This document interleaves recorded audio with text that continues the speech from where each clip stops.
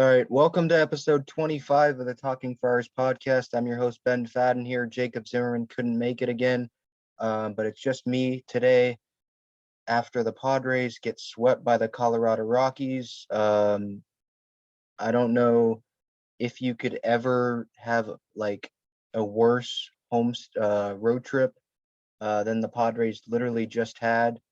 They went 1-5. Uh, you get dominated by DeGrom.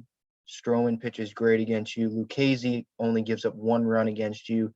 You think you'd come in with a little bit of motivation going, into Colorado, a team that's 14 games over, under 500 entering the series finale today. And they didn't. They get swept. They've a 1-5 road trip. You get swept by a Colorado team that's going to be shipping off their best players because they're going to be out of it. They're already out of it. They traded their best player, one of their best players in franchise history, for a bucket of baseballs. But no, you couldn't come motivated. No, you get swept by the Colorado Rockies. You lose with your two best pitchers to start the year pitching in the last two games of the series. I just don't know what motivation the Padres need. Maybe it's a full crowd against a Cincinnati Reds team that is also probably going to start rebuilding starting on Thursday with a 4-game series. We'll get to that. But it all started, bad on Monday, game one of this series. Austin Gomber was on the mound. This guy ended up being the star of this series or this game. Regular Padres fans, probably casual fans, casual baseball fans, if you would have said that Austin Gomber would throw an 8-inning shutout against a San Diego Padres team that has World Series aspirations, you'd probably get slapped. That's how outrageous that take would probably be, but that's exactly what happened. The Padres lose this game 3-2. Austin Gomber had 47 pitches through only 4 innings. He was mowing down these Padres hitters. They weren't very patient. They were aggressive. Hosmer kept grounding balls down right into the infield grass like it seems like he does on every at bat. Trevor Story started the scoring with an RBI single in the third after a single and a walk that made it 1-0. The Padres' first hit didn't come until the 4th inning when Tommy Pham beat out an infield single. In the 6th, Caratini hits a double. And this is where the Padres luck. I mean, he hits a double. It hits off the top of the wall, and it doesn't go over. It goes right back onto the field, and they end up not scoring in that inning. So that was like the story of this game. Just the Padres couldn't get anything going. They couldn't get anything to roll their way, and it just sucked. It was costly, that Caratini double. Caratini didn't get to third base on the Ryan Weathers sac bunt, which I had no idea what Caratini was doing. Yes, I get he's the catcher, but when Ryan Weathers bunted, he shuffles backwards towards second base instead of trying to go to third. I mean, I don't know what he's doing there. Grisham grounds out to end the inning. Padres obviously didn't score a run. The ball goes over the fence. The Padres have a 4-3 lead in this game, probably going into the bottom of the ninth. But obviously it didn't. CJ Crone homer to right. Myers didn't even see the ball.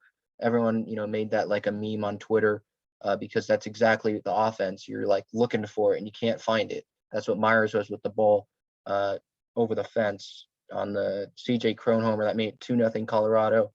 Again, Austin Gomber, he was amazing, 95 pitches. He had just 1 inning with a pitch count of more than 15 pitches.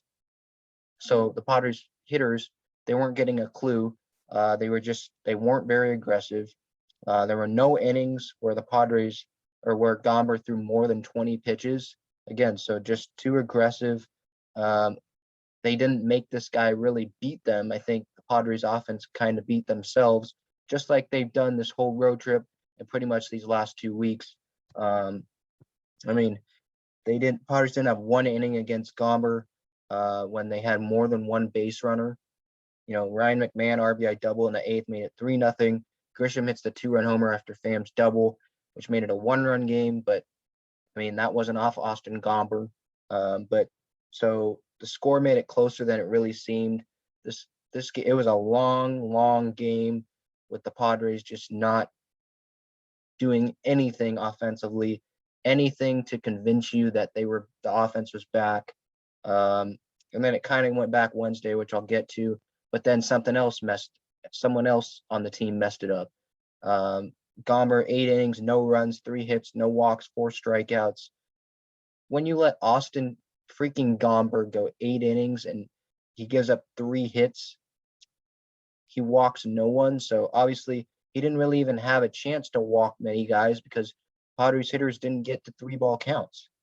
He only strikes out 4, so what does that tell you? He's pitching to contact, but they just couldn't get anything going.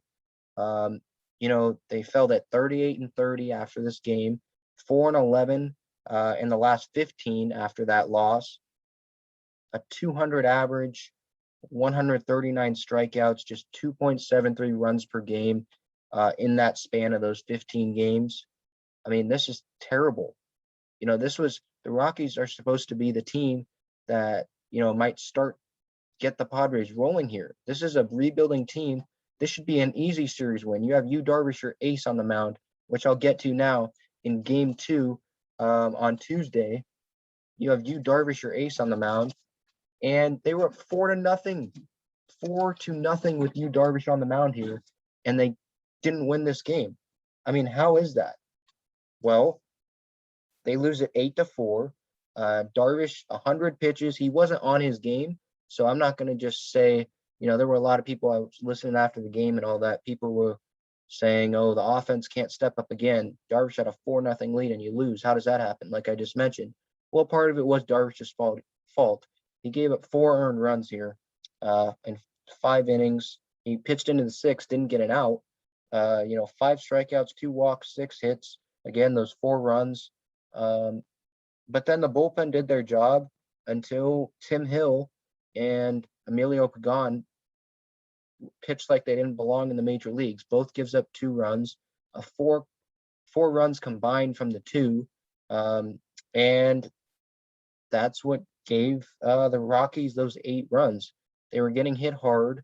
Pagan and Hill obviously didn't have their stuff, leaving pitches over the middle of the plate. And they're not all going to be perfect every time out. I mean, obviously, like I mentioned, Darvish wasn't great, but you expect Tim Hill and you expect Emilio Pagan to pitch better than they did. I mean, Tim Hill, I think he recorded 1 out, 9 pitches, and he gives up 2 runs. You can't give up 2 runs in 9 pitches. That can't happen when you're supposed to be a guy that the Padres rely on, like they have this season. That's as simple as that. Tatis did homer in this game, 20th homer of the season. He'd hit another on Wednesday. Padres bullpen combined for 3 innings. Obviously, they were solid. Stammen was solid. Austin Adams, Nabil Crismatt, they were solid, but it was Hill and Pagan that gives up the 4 runs, 6 hits, 1 walk, 3 strikeouts from the bullpen in those 3 innings. They didn't score a run in the last 7 innings. At Coors Field, one of the friendliest hitting ballparks in the league, probably the friendliest, and they couldn't get anything done. They scored 4 runs in the first 2 innings. Tatis, obviously, like I said, hitting the 2-run homer to score him and Machado. Profar doubles, and he scores an RBI single from Darvish, who helped himself there. But no runs in the last 7 innings. That can't happen against a rebuilding Rockies team when you're supposed to be one of the best offenses in the league going into the year on paper. So there's no question this offense needs to improve, and it's been embarrassing. In the 8th, Padres run themselves out of the inning, a hit and run. Pham tries to steal second with Fernando Tatis Jr. on deck. Manny strikes out, Pham thrown out at second, and boom, the inning's over. They were down by 1 at that point. You have the best probably hitter in the National League on deck, the MVP, probably NL MVP. If DeGrom, if no one wants to vote for a pitcher, kind of like me, Tatis is the NL MVP. You have him on deck, and you don't even let him come up to the plate because you try to hit and run. Now, the Padres, Jace Tingler this year, he's been aggressive, and I applaud him for that, and they've definitely been rewarded. They lead the league in stolen bases by like over 20 stolen bases. So it's not even close. They're using their aggressiveness to their advantage for the most part, but this was not one of those times. Tommy Pham had been great recently stealing bases. He has over 10. But that was not the time to steal a base. When you're losing by 1, I get you want to get a runner into scoring position, but there were 2 strikes on Manny, and you have, again, Fernando Tatis Jr., your best hitter on deck.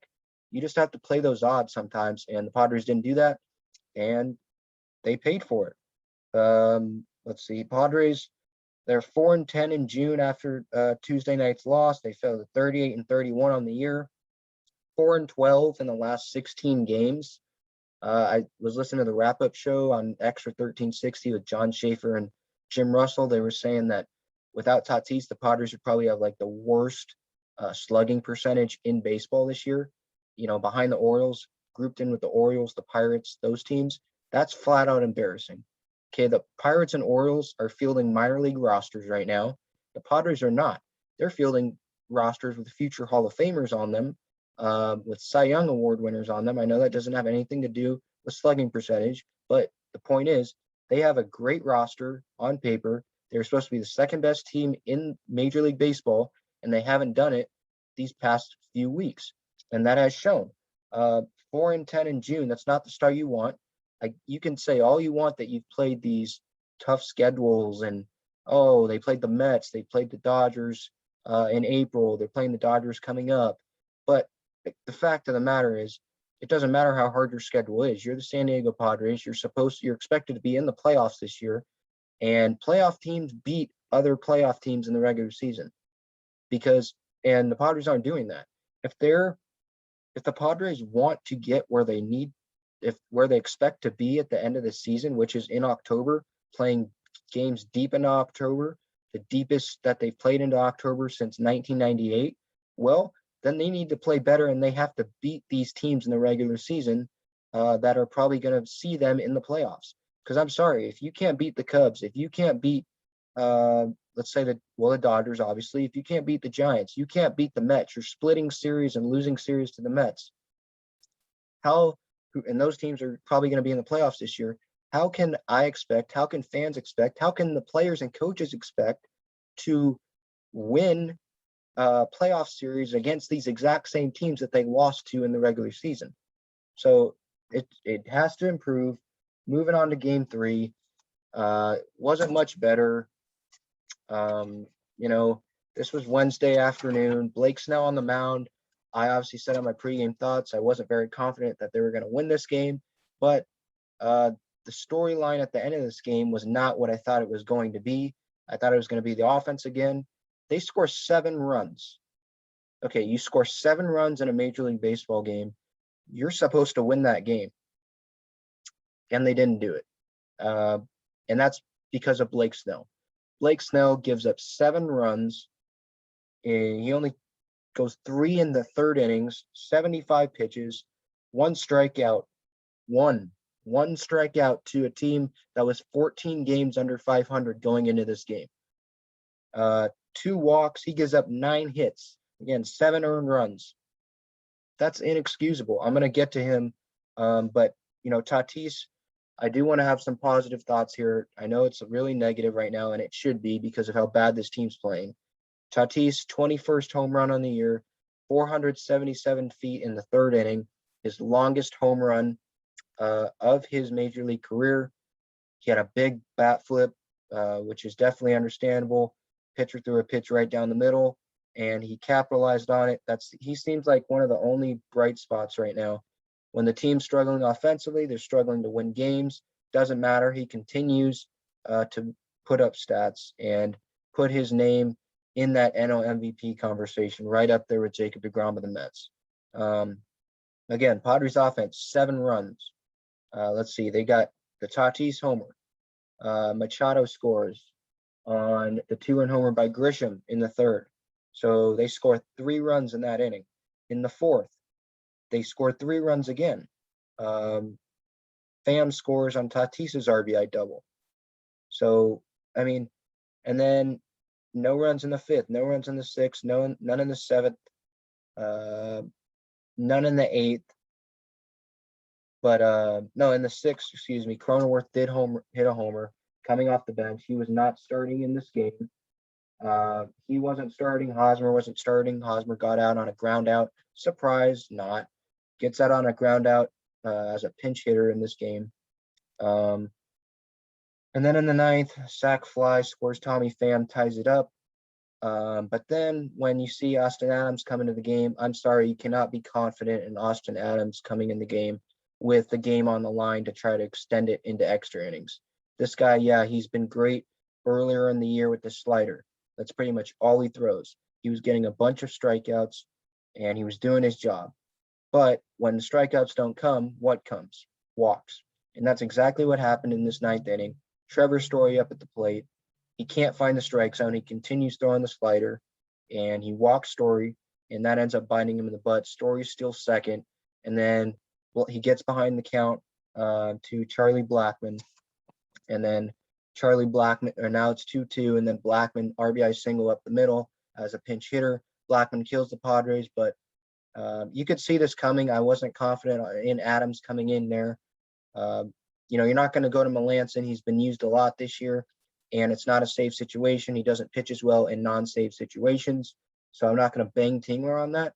But I'm just saying that putting Austin Adams in that game, you just can't be confident because of the walks, because this isn't April anymore where he was striking out everyone.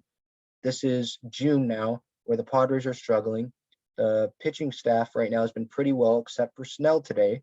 And Adams, this is June for Adams. And recently, if you watch this team, if you watch Austin Adams pitch, he can't stay away from the walks with the slider down and away. It's the same pattern over and over and over and over again. And that happened today. Padres lose 8-7. They're out hit by the Rockies by 2, 13-11. Again, 7 runs, 11 hits, and you lose to the Colorado Rockies. This isn't the Los Angeles Dodgers, who have one of the best lineups in the league. And okay, they can outslug you. They have good pitching. They line up with the Padres great. No, this is the Rockies. Again, a rebuilding team. 14 games under 500 entering. Now they're 13 because of this win.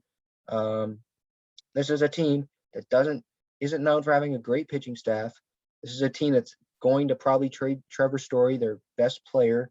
Ryan McMahon, who probably no one's ever heard of, casual fan, is probably going to be their all-star this year. And the Rockies made the Padres look really bad this week, sweeping them. And it's just flat out sad that the Padres see themselves in this situation, welcoming fans back to Petco Park tomorrow on Thursday with a full crowd, and they're just coming off a 1-5 road trip against 2 teams that they probably should have beaten. You're not going to beat DeGrom. Okay, maybe you don't beat Stroman. Okay, you know what? We can just say, okay, a 1-2 series against the Mets. Okay, but not winning one single game against this Rockies team with Yu Darvish, your best pitcher on the mound in Game 2, with Blake Snell, a former Cy Young Award winner, who entered the obviously this season as their second starter, and he's not pitching like a second starter. Frankly, he's pitching like a 5-starter on an average team. And you know what? Right now, the Padres are an average team, so maybe that's not the best point. But you give up 7 runs. Your offense gives you a 3-0 lead, or excuse me, you put your offense in a 3-0 hole. The offense comes back for you and puts you back in this game, and then you give it up again. 7 runs. Snell, this is startling. I looked this up during the game. Blake Snell's given up 22 earned runs in his last 5 starts. That includes the Mets start where he went 7 scoreless innings and got out of the inning after Pham messed up and left when there was a runner on third with no outs. That includes that start. That's an average of 4.4 runs per game. So this is flat out just horrible from Blake Snell. Blake Snell, former Cy Young Award winner. He had success against the Mets while he was aggressive with the fastball.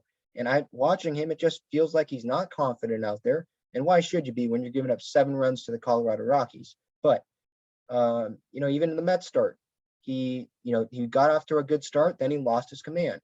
He made a mental error with the balk, and then he lets Jacob deGrom have a 2 RBI single off him, and that's the difference in that game. today, 7 runs. Again, 22 earned runs in your last 5 starts. I'm sure Jacob DeGrom is probably not going to give up 22 runs all season. Okay? Jacob DeGrom's, I'm not asking Snell to be Jacob DeGrom, but DeGrom's driven in more runs, and he's allowed less runs than he's driven in. He's allowed 4 runs this season. He's pitching tonight. 4 runs all year. Blake Snell gave up 3 more than that in today's start. Do you know how embarrassing that seems? I wouldn't even imagine being on the mound and I give up 7 runs. So I just don't know what to say. I mean, this guy, obviously he pitched amazing against the Dodgers in the World Series last year. Game 6, we all know he was taken out early and probably cost the Rays. I know that, obviously. Comes in with obviously big expectations because that's what everyone remembers. And he has not done that this year on a consistent basis. He has not put back-to-back great starts together. Not once. 7 innings against the Mets. He had 5 1/3 against the Dodgers and then sucked after that. He had that 7-inning, he finally went 6 innings for the first time since 2019, the middle of 2019 against the Rockies a few weeks back at home. And then what does he do the next start against Milwaukee? He gives up a bunch of home runs to a catcher and to Avisel Garcia, I think. He just can't put together back-to-back quality starts. I just don't understand why he can't do that. And it's not like we're expecting him again to be DeGrom. We're not. We're expecting him to go out there, give him 6 innings, and allow 3 runs. Not 7. Not 7. So Snell had 1 strikeout. 1 today. Against a Colorado Rockies team. I keep saying this, but there were 14 games under 500 going into this game. I just don't understand why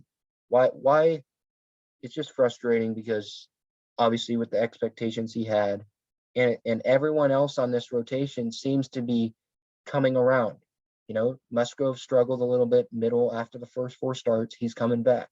Paddock, he struggled in 2020. He struggled early on this year.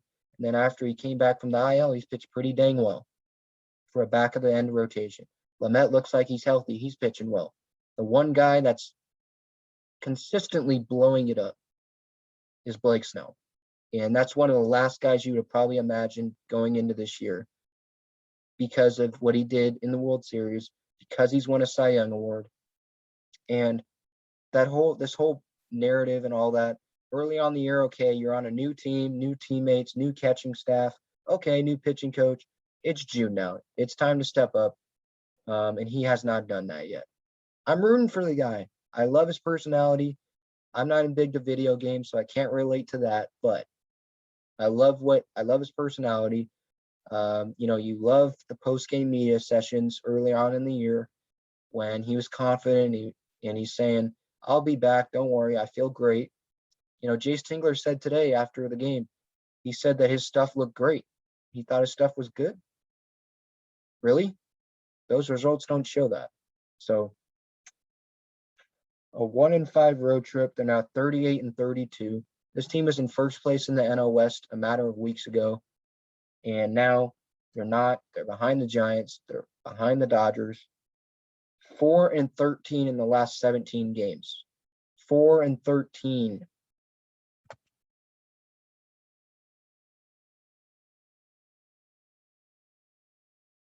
And Tingler said on this road trip, he said, in reaction, what does he think of this road trip? He said, terrible. There's no sugarcoating it. And he's dang right. Sorry, you can't go 4-13 in your last 17 games.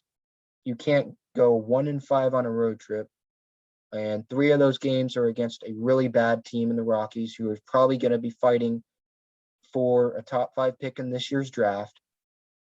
And you can't have an offense that can't produce runs other than Fernando Tatis Jr. right now. Yes, you scored 7 runs in the series finale. Great.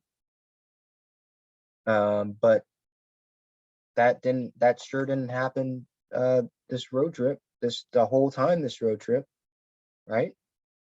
So you score 4 runs on Monday. You get 8 innings shutout by Austin Gomber, who is, again, he's pitched well at Coors Field, but he is not an ace. Let's get that straight. People are going to bring up the narrative that Jacob deGrom they're facing Jacob deGrom. They're facing Marcus Stroman. They faced Walker Buehler.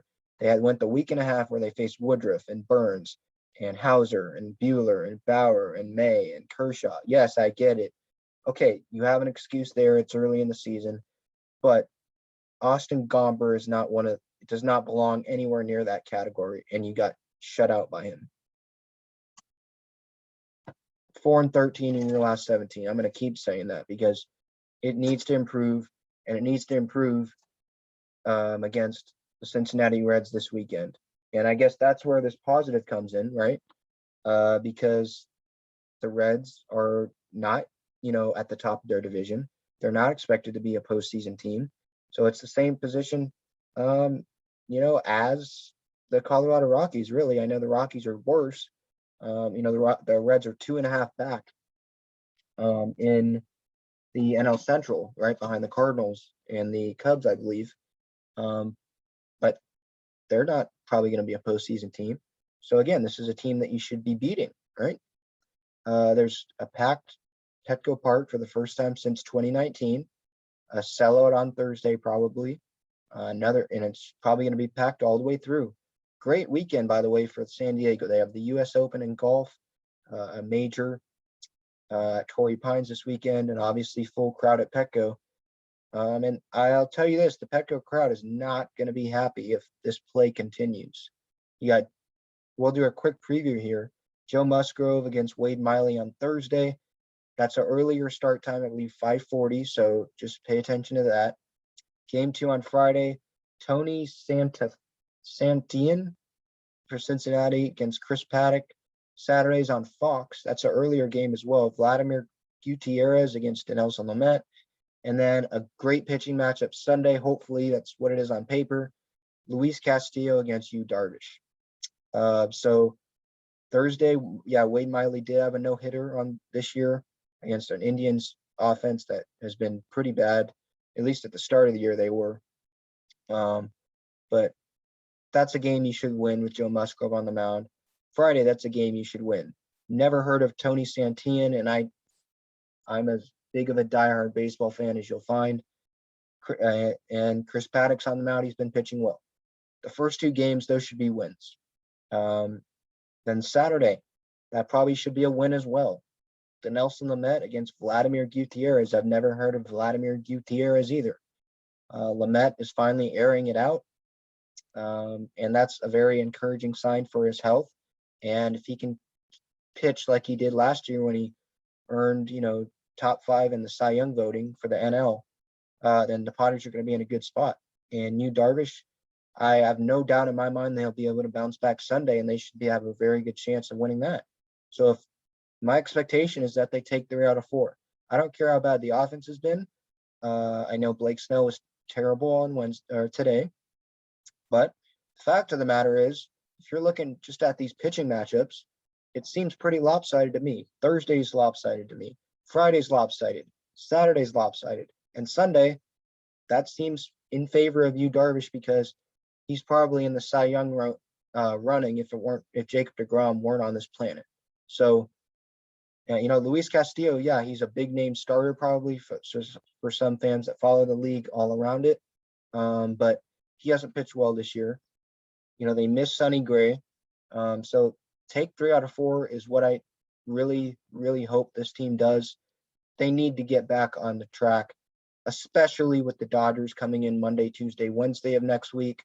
Because if they just, lay down against the Reds after having a 1-5 road trip, being 4-13 in their last 17 games, if they just lay down or if they lose this series, that's going to be embarrassing. That is not going to leave a good taste in their mouths. And I'm sorry, that's not going to be encouraging going into a series against the team that's supposed to be your biggest threat to win the World Series. Who, they have Bellinger hurt. He's back on the IL. Muncy's on the IL. But we saw how competitive those games were in April. And you're damn sure those are going to be competitive on Monday, Tuesday, and Wednesday. If the Padres offense can start clicking consistently this weekend, and if the pitching staff can continue pitching. Because right now, Blake Snell's lineup for game one of that Dodgers series. So it would really help if the offense starts clicking, because I'm not confident in Blake whatsoever. Maybe he steps up. He likes facing the Dodgers. Maybe he does, but that's down the road. But still, takeaways from this series, absolutely atrocious. I keep saying it, but I just can't believe that. A 1-5 road trip, 4-13 in your last 17 games. You're grouped with teams like the Orioles and the Pirates in terms of slugging percentage if Fernando Tatis Jr. was not on this team. You score 7 runs as an offense in the series finale. You finally break out, right? Oh, but you lose the game because Blake Snell gives up 7 runs. It's just frustrating. This team had higher expectations going into the season, and right now they are definitely not filling those. They're only 6 games over 500 now. That's hard to be a wild card team this year because of how well the Giants and the Dodgers are playing. And I'm pretty sure that the Braves are going to start playing better. And I think the loser, in second place of the NL Central might have a good shot at that second wild card if the Padres keep playing like this, assuming that one NL West team is obviously going to get the first wild card. So Padres have to play better. That's all that I can really say. That's all I got. Thank you very much for listening to episode 25 of the Talking Fires podcast. Until then, let's go Padres, and hopefully they can win this series this weekend. We'll talk to you on Sunday.